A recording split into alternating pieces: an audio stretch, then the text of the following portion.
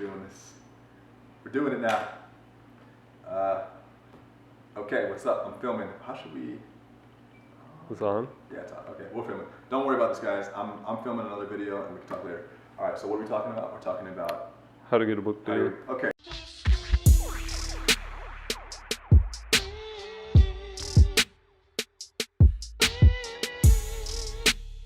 Okay, so how to get a book deal. What up, guys? I'm filming right now in my house, and I thought that I would just stream this while I'm filming. Okay, so how to get a book deal. The thing about book deals is that, well, first of all, you got to figure out why you want to write the book. There's lots of different reasons to write a book. So one of them could be the biggest one is for credibility, right? A lot of people want to write a book because to be a published author, like there's a difference between being a writer, and a blogger, and an author, right? It's a subtle difference, but there's definitely a difference. And a lot of people want to write books because they want to have the notoriety that comes with having a book that's been published. And there are multiple ways to publish books now.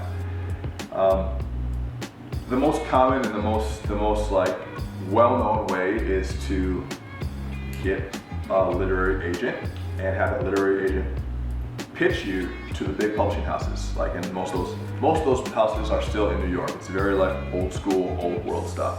I was watching I have one of these master classes with James Patterson, and he's an example of a guy who really just does it the old school way, right?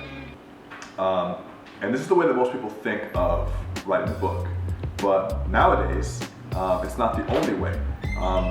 You can also self-publish. And so because you can self-publish and because that market is now opened up, in a big way, you have to decide why you want to publish the book. Another reason why you might want to publish the book, besides just self-promotion and building a brand and building a name up for yourself, is to make money, obviously. And if you're going to publish traditionally, it's definitely harder to make money with the book. Not in the long run, but in the initial run of the book, it's not going to be, most likely, your big money maker. People who self-publish books get much more of the profits of the book. So that's the first thing you need to figure out. Why are you doing the book? Are you doing it because you want to grow your brand? Because if you want to do that, personally, I think that publishing with a traditional publishing house is advantageous. You're going to get bigger distribution. Only people who publish through traditional publishing houses, like for instance my book is through Tarcher Perigee, which is an imprint of Penguin Random House, right? So it's a major publisher, and this is going to be in Barnes & Noble. It's going to be, in every bookstore that exists. Well, I mean, for all intents and purposes, like it's going to be all the major bookstores, and which is going to help a lot with distribution. People still do shop at bookstores, so it's important.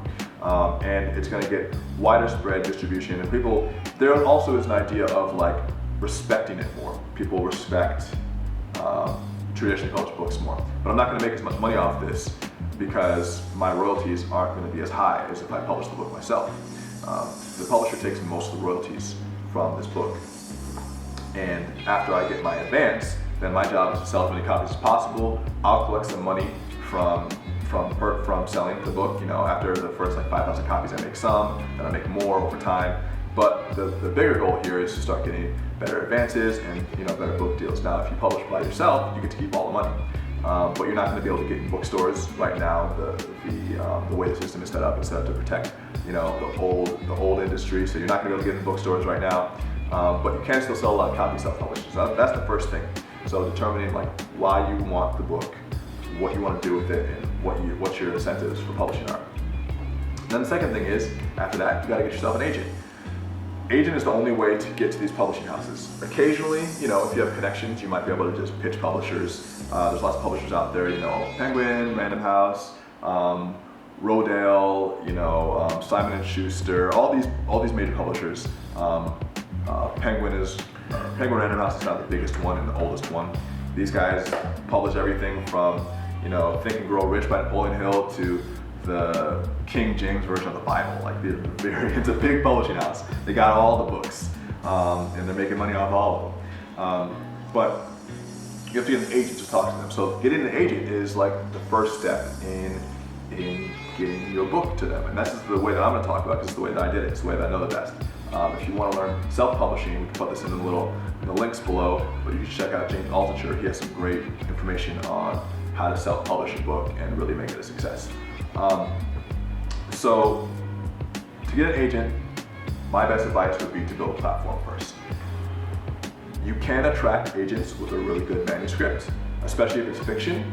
But whether it's fiction or nonfiction, just like with most big media companies nowadays, the people who have the keys to the kingdom and who are going to give you money to write the book and who are going to distribute your creative work, whether it's a book or a television show or an album, like you're talking about any major distribution platform, they're going to want to see that you have already built up your own following first, that you already have your own kind of momentum first. Like I said, it's the same in music. You know, a lot of these new artists are coming from YouTube as celebrities, and they already have, you know, a couple 100,000 or 1 million followers, and then they'll be like, okay, now it's time for me to get a record deal. Big companies do this because they want to hedge their bets and they want to go with someone who's already successful. It's like being, it's like going to pick your team for kickball, and you want to pick the kids who are already good. Like, why would you pick the kids who suck and who you know aren't gonna, you know, do well? You want to pick the winners, right? And it's kind of a bullshit thing because that means that there's a lot of good work, really great work, great artists and great creatives that go unnoticed, but it's just the reality of the game. So thinking about if you want to go with a traditional publishing house, that's something to consider. You got to build your platform first. So build your platform. I'd suggest that you master one social media platform, whether it's Instagram or whether it's Facebook or whether it's Twitter. Build your following. Whatever it is that you're pitching to these creatives, in my case, a book, become very good at that book first, and then find your agent. Best way to find an agent is to make friends with other authors who've already gotten an agent and preferably gotten a book deal. It's really hard to pitch agents without having an intro first, because they're always getting submissions, they're always getting pitches. In fact, my agent, I call her super agent, Kirsten, she just point blank straight up told me, I don't really take calls from people who don't come to me through trusted friends. And you might be thinking, how do I make friends with people that I don't already know to get to the agents who don't know me? Well, that's when you gotta work on your network, which, by the way, part 3 of my book talks all about that. In fact, it even outlines the process for how I did this. So pick it up, it's in your stores, May 2nd, 2017. Boom. But that being said, you start making friends with other people who already know the agent, who've had agents, or who've already had books published, and you build up your following, and then you ask for introduction from them, and then you take it from there.